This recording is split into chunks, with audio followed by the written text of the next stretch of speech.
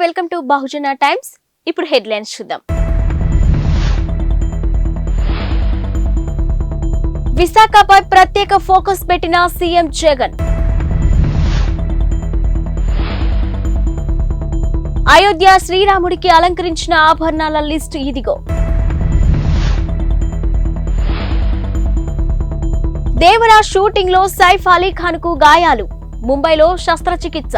అయోధ్యలో సోమవారం జరిగిన బాలరాముడికి విగ్రహ ప్రాణప్రతిష్ఠ కార్యక్రమానికి వివిధ రంగాలకు చెందిన ప్రముఖులకు టెంపుల్ ట్రస్ట్ ఆహ్వానం పంపింది. సినీ, క్రీడా రంగాలకు చెందిన సెలబ్రిటీలు తమ భాగస్వాములతో హాజరయ్యారు. ఆహ్వానం అందినా కూడా కొంతమంది ఈ వేడుకకు హాజరు కాలేకపోయారు. వారిలో విరాట్ కోహ్లీ, అనుష్క దంపతులు కూడా ఉన్నారు. అయితే అచ్చంగా కోహ్లీలానే ఉండే వ్యక్తి అయోధ్యలో సందడి చేశాడు. టీమిండియా జెర్సీ ధరించి వచ్చిన కోహ్లీ డూప్ తో సెల్ఫీల కోసం ఫ్యాన్స్ ఎగబడ్డారు. కోహ్లీ డూప్ అని తెలిసినా ఆయనను చుట్టుముట్టి ఫోటోలు తీసుకున్నారు. తొలుత సరదాగా సాగిన ఈ తతంగం కాసేపటికే తోపులాట దాకా వెళ్ళింది. దీంతో బెదిరిపోయిన కోహ్లీ డూప్ చుట్టుముట్టిన జనంలో నుంచి కష్టం మీద బయటపడ్డాడు. ఆపై వేగంగా అక్కడి నుంచి వెళ్లిపోయాడు. ఈ ఘటనకు సంబంధించిన వీడియో ప్రస్తుతం సోషల్ మీడియాలో వైరల్ గా మారింది. దీంతో సెలబ్రిటీలకే కాదు, వారి పోలికలతో ఉండే డూప్లకి కూడా అభిమానుల బెడద తప్పలేదంటూ వీడియో చూసిన నెటిజన్లు కామెంట్లు పెడుతున్నారు.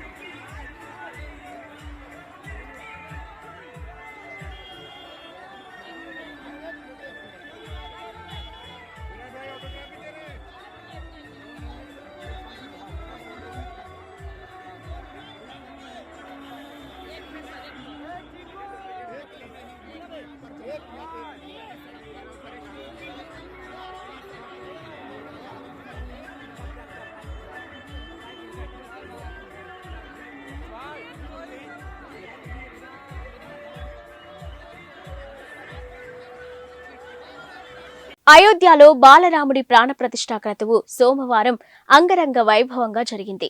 రామ్లల్లా విగ్రహానికి మైసూరుకు చెందిన ప్రముఖ శిల్పి అరుణ్ యోగిరాజు రూపొందించగా ఆధ్యాత్మిక శోభ, సాంప్రదాయం ప్రకారం దైవిక ఆభరణాలు, ప్రత్యేక వస్త్రాలతో అలంకరించారు. ఈ ఆభరణాలను లక్నోలోని శ్రీ అంకుర్ ఆనంద్ సంస్థకు చెందిన హర్ష హైమల్ శ్యామ్లాల్ జ్యువెలరీస్ తయారు చేసిందని శ్రీరామ జన్మభూమి తీర్థ ట్రస్ట్ తెలిపింది. ఇక ఆధ్యాత్మిక రామాయణం, వాల్మీకి రామాయణం, రామచరితమానస్, అలవందర్ స్తోత్రం వంటి గ్రంథాలలో శ్రీరాముడి వైభవం, ధరించిన దివ్య ఆభరణాల గురించి విస్తృతమైన అధ్యయనం చేసిన తర్వాత వీటిని రూపొందించినట్టు వెల్లడించింది. ఇక పసుపు ధోతి, ఎరుపు రంగు పతాక అంగవస్త్రంతో రామ్లల్లాను అలంకరించారు. ఈ అంగవస్త్రాలను స్వచ్ఛమైన బంగారు, జరీ దారాలతో తయారు చేయించారు. ఈ దుస్తులపై శంఖం, పద్మం, చక్రం, మయూరు వంటి వైష్ణవ చిహ్నాలు ముద్రించి ఉన్నాయి. ఈ వస్త్రాలను అయోధ్య ధామ్లోని పనిచేసిన ఢిల్లీ టెక్స్టైల్ డిజైనర్ శ్రీ మనీష్ త్రిపాఠి రూపొందించారు. జూనియర్ ఎన్టీఆర్, జాన్వీ కపూర్, సైఫ్ అలీ ఖాన్ దర్శకుడు కొరటాల శివ కాంబినేషన్ లో తెరకెక్కుతున్న దేవరా చిత్రం శరవేగంగా షూటింగ్ జరుపుకుంటుంది. ఇక ఈ షూటింగ్ కారణంగా జూనియర్ ఎన్టీఆర్ నిన్న అయోధ్య వేడుకకు కూడా వెళ్లలేకపోయారు. అయితే షూటింగ్ లో సైఫ్ అలీ ఖాన్ గాయపడ్డాడు. ఆయన మోకాలు, భుజానికి తీవ్రంగా గాయాలయ్యాయి. ప్రస్తుతం ఆయన ముంబైలోని కోకిలాబేన్ ఆసుపత్రిలో చికిత్స పొందుతున్నారు. ఆయన ట్రైసెప్స్ కు డాక్టర్లు శస్త్రచికిత్స నిర్వహించారు. ప్రస్తుతం ఆసుపత్రిలో సైఫ్ పక్కన ఆయన భార్య, సినీ నటి కరీనా కపూర్ ఉన్నారు. గాయం కారణంగా సైఫ్ కొన్ని రోజుల పాటు దేవరా షూటింగ్ కి దూరమయ్యే అవకాశం ఉంది. ఈ చిత్రం 2 భాగాలుగా తెరకెక్కుతుంది. అయితే షెడ్యూల్ ప్రకారం తొలి పార్ట్ ఏప్రిల్ 5న విడుదల కావాల్సి ఉంది. ఇక మరోవైపు గాయంపై సైఫ్ స్పందిస్తూ, మన వృత్తిలో భాగమే ఈ గాయాలు, ఆపరేషన్ అని చెప్పుకొచ్చారు. ఇక నిపుణులైన డాక్టర్ల పర్యవేక్షణలో తాను సురక్షితంగా ఉన్నానని తెలిపారు. ఈ మధ్య కాలంలో ఓటీటీ ప్లాట్ఫామ్స్ పై ఇన్వెస్టిగేటివ్ థ్రిల్లర్ జోనర్ కి విపరీతమైన ఆదరణ పెరిగిపోయింది. ఈ నేపథ్యంలో మరిన్ని ఓటీటీ సినిమాలు ప్రేక్షకుల ముందుకు రావడానికి రెడీ అవుతున్నాయి. అలాంటి సినిమాల జాబితాలో తాజాగా భక్షక్ చేరిపోయింది. భూమి పడ్నేకర్ ప్రధానమైన పాత్రను పోషించిన సినిమా ఇది. హీరో షారూక్ ఖాన్ సొంత బ్యానర్ లో ఈ సినిమా నిర్మితమైంది. ఇక నిర్మాణ వ్యవహారాలను గౌరీ ఖాన్ చూసుకున్న ఈ సినిమాకి పులకిత్ దర్శకత్వం వహించాడు. ఇక భూమి పడ్నేకర్ తో పాటు సంజయ్ మిశ్రా, ఆదిత్య శ్రీవత్సవ నటించారు. రీసెంట్ గా రిలీజ్ చేసిన టీజర్ కి మంచి రెస్పాన్స్ వచ్చింది. ఈ టీజర్ అందరిలోనూ ఆసక్తిని పెంచింది. ఇక నెట్ఫ్లిక్స్ లో ఈ సినిమా ఫిబ్రవరి 9వ తేదీ నుంచి స్ట్రీమింగ్ కానుంది. ఈ సినిమాలో భూమి పడ్నేకర్ నిజాయితీగా వ్యవహరించే జర్నలిస్టు వైశాలి పాత్రలో కనిపించనుందంట. ఇక బాలికలపై, మహిళలపై జరుగుతున్న నేరాలను ప్రశ్నించడానికి వైశాలి ముందుకు వస్తుంది. ఫలితంగా ఆమె ఎలాంటి పరిస్థితులను ఎదుర్కోవాల్సి వస్తుందనేదే కథ. ఇక వాస్తవ సంఘటనల ఆధారంగా రూపొందించిన సినిమా ఇది. లోక్సభ ఎన్నికల తర్వాత 30 మంది బీఆర్ఎస్ ఎమ్మెల్యేలు కాంగ్రెస్ లో చేరబోతున్నారంటూ తెలంగాణ మంత్రి కోమటిరెడ్డి వెంకటరెడ్డి సంచలన వ్యాఖ్యలు చేశారు. ఇక నల్గొండ కలెక్టరేట్ లో నిన్న నిర్వహించిన ప్రజావాణి కార్యక్రమంలో పాల్గొన్న ఆయన అనంతరం మాట్లాడుతూ ఈ వ్యాఖ్యలు చేశారు.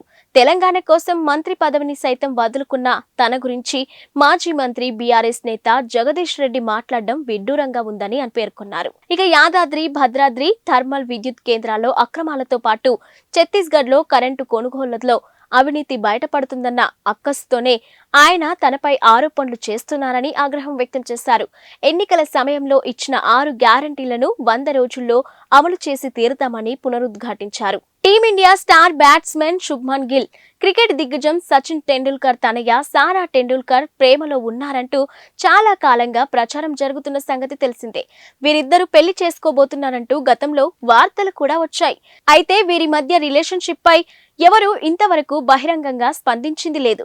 ఇక ఈ నేపథ్యంలో తాజాగా చోటు చేసుకున్న ఓ సన్నివేశం వీరి డేటింగ్ వార్తలకు మరింత బలాన్ని చేకూర్చున్నట్టయింది. ముంబైలో గిల్ చెల్లెలు షహ్నీల్ గిల్ తో కలిసి సారా టెండూల్కర్ కెమెరాల కంటికి చిక్కారు.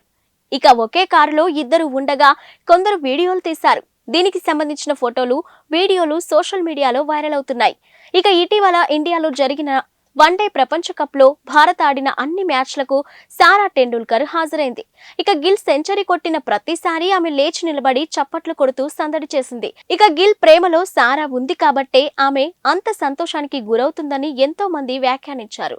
ఇప్పుడు గిల్ సోదరితో ఆమె కనిపించడంతో ప్రేమ వార్తలకు మరింత బలం చేకూరినట్టయింది. ఆంధ్రప్రదేశ్ కాంగ్రెస్ నూతన అధ్యక్షురాలిగా నియమితురాలైన వైఎస్ షర్మిల కార్యక్షేత్రంలోకి దిగారు. నేటి నుంచి ఈ నెల 31వ తేదీ వరకు 9 రోజుల పాటు రాష్ట్రంలో పర్యటించనున్నారు. ఈ రోజు ఉదయం 8 గంటల నుంచి 11 గంటల వరకు శ్రీకాకుళం జిల్లాలో పర్యటిస్తారు.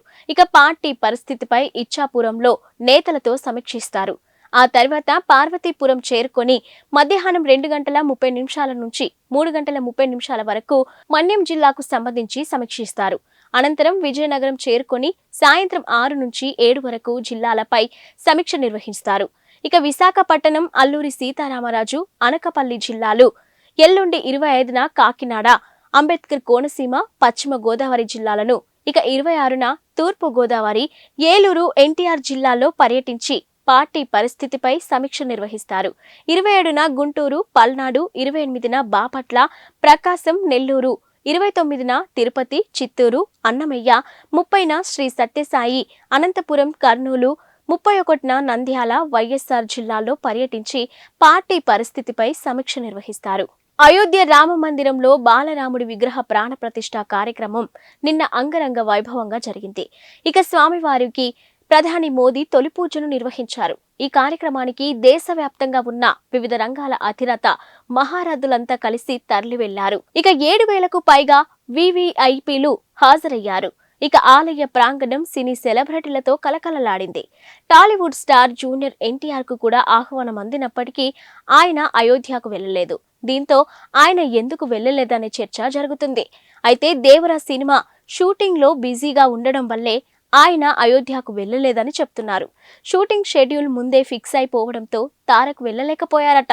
ఇక షెడ్యూల్ ని తారక్ బ్రేక్ చేస్తే తోటి నటీనటులతో పాటు నిర్మాతలు కూడా ఇబ్బంది పడాల్సి ఉంటుందనే ఉద్దేశంతోనే తారక్ అయోధ్యకు వెళ్లలేకపోయారని అంటున్నారు. అయితే ఈ వార్తల్లో ఎంతవరకు నిజం ఉందనేది తెలియాల్సి ఉంది. అయోధ్య రామ జన్మభూమి ట్రస్ట్ కు విరాళ పర్వం కొనసాగుతుంది. సోమవారం బాలరాముడి విగ్రహ ప్రాణ ప్రతిష్ఠ కార్యక్రమంలో పాల్గొన్న భారత అపర కుబేరుడు రిలయన్స్ ఇండస్ట్రీస్ అధినేత ముఖేష్ అంబానీ కుటుంబం 2.51 కోట్ల భారీ విరాళాన్ని ప్రకటించింది. రామ జన్మభూమి ట్రస్ట్ కు ఈ పెద్ద మొత్తాన్ని ఇస్తున్నట్టు ఒక ప్రకటన విడుదల చేసింది.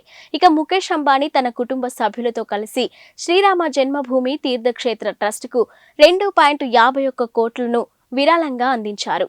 ఇక సాంస్కృతిక ప్రాముఖ్యతను కలిగి ఉన్న అయోధ్య రామ మందిర అభివృద్ధికి పవిత్ర ప్రయత్నమని ఆ ప్రకటనలో పేర్కొన్నారు. కాగా సోమవారం జరిగిన ప్రాణ ప్రతిష్ఠ కార్యక్రమంలో ముఖేష్ అంబానీ, భార్య నీతా అంబానీ, కుమారులు ఆకాష్, అనంత్, ఇక కోడళ్లు శ్లోక మెహతాతో పాటు కాబోయే కోడలు రాధికా మర్చెంట్, కుమార్తె ఈషా, అల్లుడు ఆనంద్ పిరమల్ తదితరులు పాల్గొన్నారు. ఇక అయోధ్య రామ జన్మభూమి తీర్థక్షేత్ర ట్రస్ట్ ఆహ్వానించిన ప్రముఖ వ్యక్తుల్లో వీరు కూడా ఉన్నారు.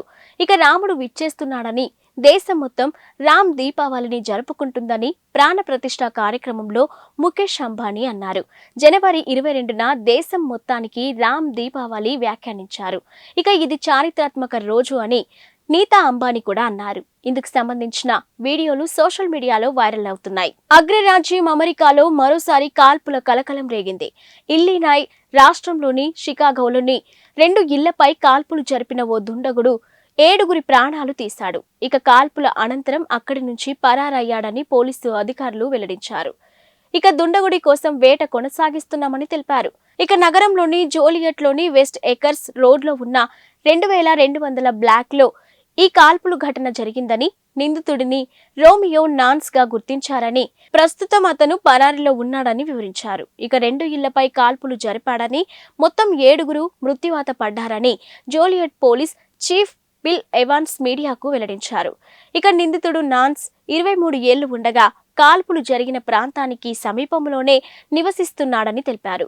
ఎరుపు రంగు టయోటా క్యామ్రీ కారులో పరారైనట్టు భావిస్తున్నామని, అతడి వద్ద ఆయుధం ఉందని, అతన్ని ప్రమాదకరంగా పరిగణించాలని అక్కడి పౌరులను జోలియట్ పోలీస్ డిపార్ట్మెంట్ అప్రమత్తం చేసింది.